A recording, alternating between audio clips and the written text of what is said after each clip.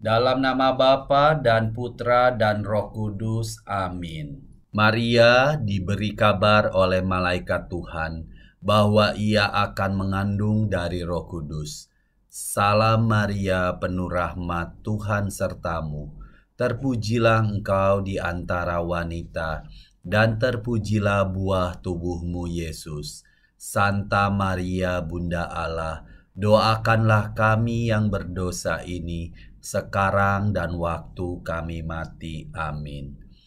Aku ini hamba Tuhan, terjadilah padaku menurut perkataanmu. Salam Maria, penuh rahmat, Tuhan sertamu. Terpujilah engkau di antara wanita, dan terpujilah buah tubuhmu Yesus.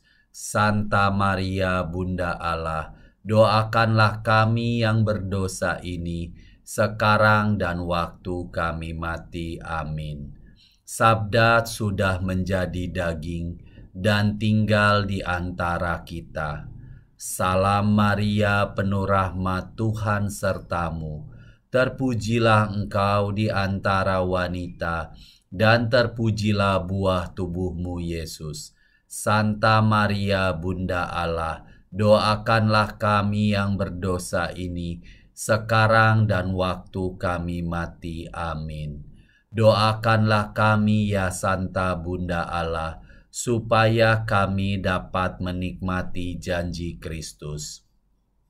Ya Allah, karena kabar malaikat, kami mengetahui bahwa Yesus Kristus Putramu menjadi manusia. Curahkanlah rahmat-Mu ke dalam hati kami, supaya karena sengsara dan salibnya, kami dibawa kepada kebangkitan yang mulia, sebab Dialah Tuhan pengantara kami. Amin. Dalam nama Bapa dan Putra dan Roh Kudus. Amin.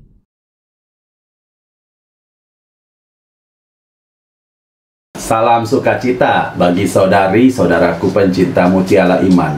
Jelaslah dalam pikiran gereja suci, baik nubuatan tentang Bethlehem Efrata maupun pemenuhannya pada zaman Kaisar Agustus tidak dapat dianggap hanya sebagai watak atau pencapaian ilahi yang mulia.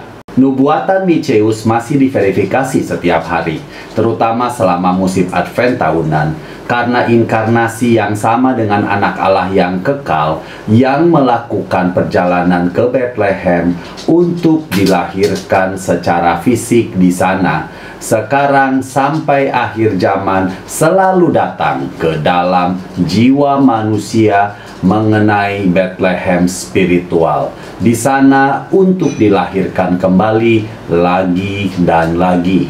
Tetapi pastikan untuk membayangkan perjalanan spiritual penuh belas kasih Kristus kepada Bethlehem jiwa-jiwa ini sebagai pengulangan spiritual yang sangat realistis dari perjalanan panjang pertamanya melalui jalan terjal dari Nazaret ke Bethlehem.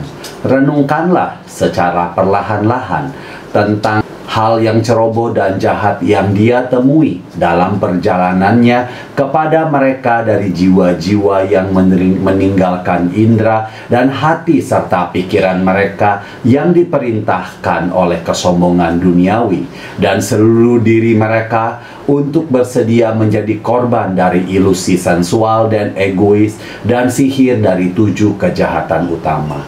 Masih dapatkah kita gagal untuk memahami mengenai Yesaya dan Yohanes Pembaptis membandingkan kesulitan jalan Raja Mesias dunia dengan jiwa-jiwa dengan jalan yang kasar, bengkok, dan hampir tidak dapat dilalui, mendaki bukit-bukit terjal dan menuruni lembah-lembah terjal, dan melalui jalur pegunungan yang berbahaya.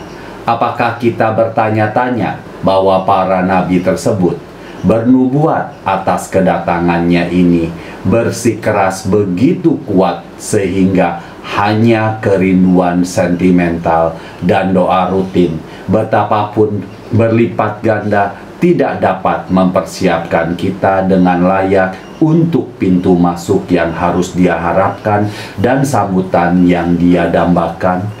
Oleh karena itu, berdoalah dengan hati yang tulus, agar kita dapat mulai melihat alasan praktis gereja yang berseru di dunia gurun, dan bahkan ke dalam jiwa dan hati batin kita sendiri. Persiapkanlah di padang gurun jalan untuk Tuhan, luruskanlah padang belantara, jalan raya bagi Allah kita.